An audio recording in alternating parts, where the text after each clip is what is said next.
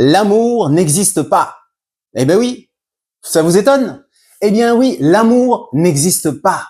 Il n'y a que des preuves d'amour. Ah bon? Eh bien c'est ce que je vais vous démontrer.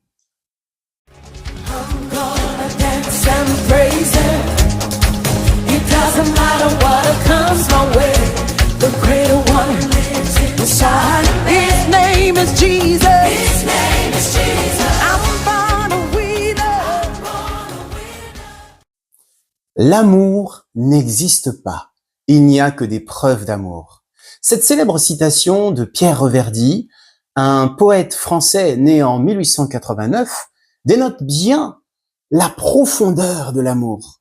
L'amour ne peut pas simplement vivre d'amour et d'eau fraîche, comme on dit, mais l'amour a besoin de preuves. L'amour a besoin de se démontrer. L'amour doit se voir. Lorsqu'on aime une personne, on ressent vraiment des sentiments forts pour la personne. Mais ces sentiments doivent être exprimés de façon palpable, de façon à ce que l'autre personne puisse comprendre ce que l'on ressent pour elle. On a donc besoin de le manifester par la parole, le dire. On a besoin de le manifester par des cadeaux, c'est-à-dire des présents, des choses dans lesquelles on va se démener, vraiment qu'on va préparer, des choses qu'on va organiser pour épater l'autre et aussi pour que ça puisse toucher l'autre dans son âme. Et enfin, il y a aussi les actes. Les actes qui sont proches, bien entendu, des cadeaux qu'on peut faire. Mais les actes, c'est quelque chose d'encore plus fort que ça. C'est-à-dire qu'on va marquer vraiment par des actions fortes, des actions qui vont parler. Ça peut être vraiment une souffrance que l'on va accepter d'endurer par amour pour l'autre. Ça peut être des choix que l'on va faire qui sont pas faciles à faire, mais qu'on va être obligé de faire pour prouver à l'autre qu'on l'aime. Le dimanche prochain, le 20 avril, ce sera le dimanche de Pâques. Oui, nous allons fêter la fête de Pâques. Et alors, vous me direz, mais quel est le lien entre l'amour et la fête de Pâques? Eh bien, c'est tout simple. On dit souvent dans la Bible que Dieu nous a tellement aimés qu'il a donné son Fils unique, Jésus-Christ, afin que quiconque croit en lui ne périsse pas, mais qu'il ait la vie éternelle. Jean 3, chapitre 3, verset 16. Eh bien, c'est tout simplement dans ce passage que l'on retrouve la grandeur de l'amour de Dieu pour toi, pour moi, pour nous tous. Mais Dieu prouve son amour envers nous, envers toi, en ce que lorsque nous étions encore pécheurs, Christ est mort pour moi, pour toi. Romains chapitre 5, verset 8. Le mystère de la puissance de l'amour de Dieu pour chacun d'entre nous. C'est quelque chose vraiment qui nous dépasse. C'est quelque chose, je dirais, qui va au-delà de ce que nous pouvons imaginer. L'amour de Dieu pour toi. Waouh! Eh bien, c'est justement ça. Ce que Jésus a accompli sur la croix, c'est la profondeur de l'amour que Dieu a pour toi. Ça, c'est quelque chose que Dieu a voulu en fait nous montrer déjà depuis la nuit des temps. En fait, depuis le Jardin d'Éden, lorsque l'homme et la femme sont tombés en péchant et en étant séparés de Dieu, il fallait qu'il puisse y avoir cette réparation, cette réconciliation entre Dieu et l'être humain. Dieu aime tellement l'homme qu'il ne voulait pas que l'homme reste loin de lui. Alors, c'est pour ça qu'il a envoyé Jésus, pour que justement il puisse y avoir un rétablissement. Mais pourquoi est-ce que Jésus avait besoin de mourir sur une croix? Dieu ne pouvait pas directement rétablir les choses comme ça. La Bible nous enseigne, dans Romains chapitre 3, verset 23, que tous sont péchés et sont privés de la gloire de Dieu. Et la Bible dit aussi, car le salaire du péché, c'est la mort. Mais le don gratuit de Dieu, c'est la vie éternelle en Jésus-Christ. Eh bien, à cause de cette séparation, il n'y avait aucun moyen humain qui permettait finalement cette restauration de lien entre Dieu et nous. Alors, Dieu a dû trouver une solution.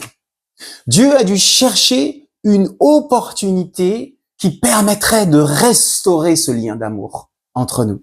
Eh bien, il a donné son propre Fils. Il a dit, qui enverrai-je?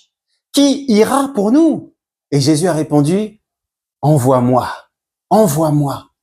Eh bien justement, quand on voit l'histoire d'Abraham dans la Genèse, lorsque Dieu avait demandé à Abraham de sacrifier son propre fils, Isaac, son fils unique.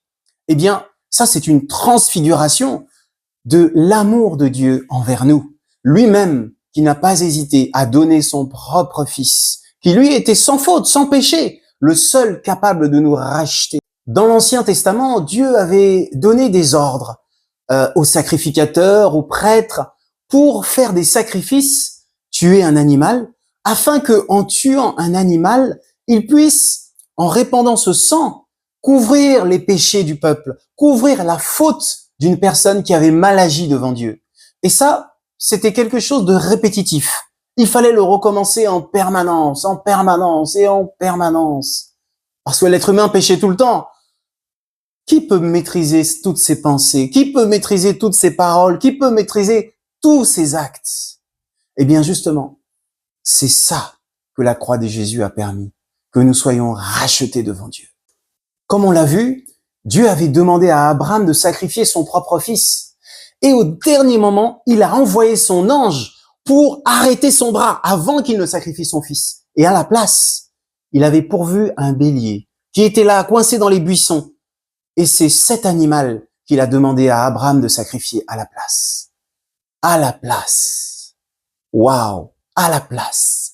Il s'agit ici d'une transfiguration. Il s'agit ici d'une figure métaphorique du visage de Christ qui était déjà là, auprès d'Abraham. Dieu allait pourvoir. Il allait envoyer son propre fils à la place du fils d'Abraham. L'apôtre Jean dit dans Jean 15, 13, « Il n'y a pas de plus grand amour que de donner sa vie pour ses amis. » Il rappelle les paroles de Jésus.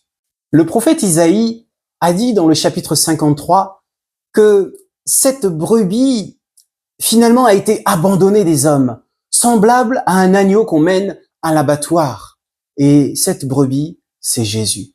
Jésus qui s'est fait finalement cet animal qui est normalement préparé pour le sacrifice. Eh bien lui, il s'est fait homme alors qu'il était divin. Il était dans la présence de Dieu. Il était dans la gloire de Dieu, dans le royaume de Dieu. Et il est venu ici-bas, sur cette terre, pour une mission.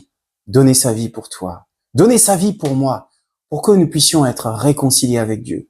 Alors, la Pâque, c'est ce mystère incroyable de l'amour que Dieu a manifesté concrètement, qu'il a manifesté par un acte fort en donnant sa vie, par la présence de son propre fils qui incarne Dieu lui-même sur cette terre. Ça, c'est incroyable. Jésus avait été dans ce jardin, le jardin de Gethsémane, où il s'était mis à l'écart pour prier. Et la parole de Dieu nous dit que il y avait des larmes qui coulaient de son front, de son visage, des larmes de sang, des larmes qui s'étaient transformées en sang. Il était attristé. Il pensait finalement à cette séparation aussi qu'il allait avoir avec ses disciples. Et vous savez quoi? Je pense que le cœur de Dieu devait vraiment être attristé, car il a fait le choix de donner son propre fils pour nous et de le voir souffrir de cette manière, être malmené par les êtres humains sur cette terre. Et tout ceci parce qu'il nous aime. À mon tour, je dirais, il n'y a pas d'amour sans preuve d'amour. Dieu, lui, a prouvé son amour envers nous en ce que lorsque nous étions encore pécheurs, Christ est mort pour nous. Oui. Et j'ai confiance parce que la parole nous dit aussi que Dieu a tellement aimé le monde qu'il a donné son Fils unique Jésus-Christ pour nous. Alors oui, nous avons cette confiance, nous avons cette certitude que Dieu nous aime. Pourquoi? Parce qu'il l'a prouvé. Il l'a démontré par des actes et non pas juste en parole. Ça s'est pas juste arrêté à ce que nous avons lu dans la Bible, mais au contraire, ça s'est manifesté clairement. Et aujourd'hui, on fête toujours la Pâque parce que Jésus est mort sur la croix et, plus que ça, il est ressuscité. Alors, j'aimerais bien prendre ce dernier passage qui dit Romains, chapitre 8, verset 37 jusqu'à 39, qui dit que ni les anges, ni les dominations, ni les puissances, ni les hauteurs, les profondeurs, ni tout ce qui existe, même pas la vie, même pas la mort, ne pourra nous séparer de l'amour de Dieu le Père manifesté en Jésus-Christ, notre Sauveur. Alors, aujourd'hui, nous allons fêter la Pâque d'ici quelques jours. Souvenez-vous de ce que Dieu a fait pour toi. Le fait qu'il ait donné la vie de ce qu'il avait de plus cher, pour te prouver, te manifester qu'il t'aime et qu'il a préparé une place pour toi avec lui dans son royaume. Vous avez aimé cette vidéo? Alors n'oubliez pas le clap de fin. Commentez, likez, abonnez-vous et partagez. Nous comptons sur vous. Si vous ne connaissez pas encore le Seigneur Jésus-Christ, sachez que cette vidéo est pour vous. Dieu vous aime et il veut que vous puissiez le connaître. Il veut que vous puissiez être réconciliés avec lui au travers de Jésus-Christ. Alors, que le Saint-Esprit vienne vous visiter, qu'il puisse vous parler et qu'il puisse vous témoigner de l'amour de Dieu le Père manifesté au travers de Jésus-Christ. Si vous n'avez pas encore de Bible, n'hésitez pas. En lien dans la description, vous pouvez nous contacter et nous envoyer un message et nous nous ferons un plaisir de vous envoyer gratuitement une Bible. Et si vous avez des questions, des sujets de prière, n'hésitez pas. Nous sommes là pour vous. Soyez bénis.